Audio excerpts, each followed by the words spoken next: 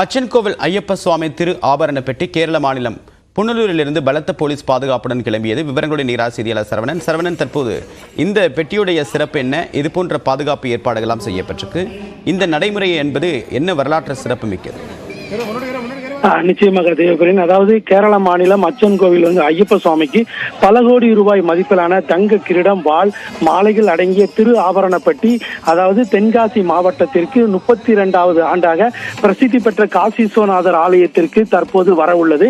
இந்த நிலையில் ஐயப்பன் கோவிலிலிருந்து, அதாவது புனலூரில் இருக்கக்கூடிய கிருஷ்ணன் கோவிலில் அங்குள்ள புனலூர் கருவறையிலிருந்து எடுத்து வரப்பட்ட தங்க ஆபரணங்கள் அங்குள்ள கிருஷ்ணன் கோவிலில் மக்களுடைய சுவாமி தரிசனத்திற்காக வைக்கப்பட்ட பின்னர் அங்கிருந்து கேரள மாநில போலீசார் பலத்த போலீஸ் பாதுகாப்புடன், அதாவது தமிழக எல்லை பகுதியான புளியரை, செங்கோட்டை, அதன் பின்னர் பிரசித்தி பெற்ற காசி விஸ்வநாதர் ஆலயத்திற்கு ஆயிரக்கணக்கான மக்கள் தரிசனத்திற்காக வைக்கப்படும். அதன் பின்னர் அங்கிருந்து பண்பொழி வழியாக மீண்டும் அச்சன் கோவிலுக்கு சாமிக்கு எடுத்து செல்லப்படும். பின்னர் நாளை அங்கு ஆராட்டு திருவிழா நடைபெறுவதை முன்னிட்டு ஐயப்ப சுவாமிக்கு அந்த கிரீடங்களும் அந்த தங்க இதைகளும் சாத்தி அங்கு சிறப்பு பூஜைகள் நடைபெறும்.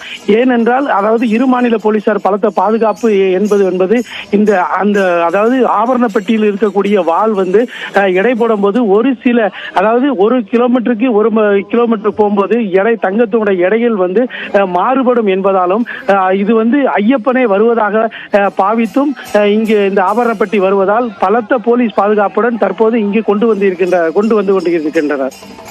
உங்களுடைய விரிவான தகவலுக்கு நன்றி சார்.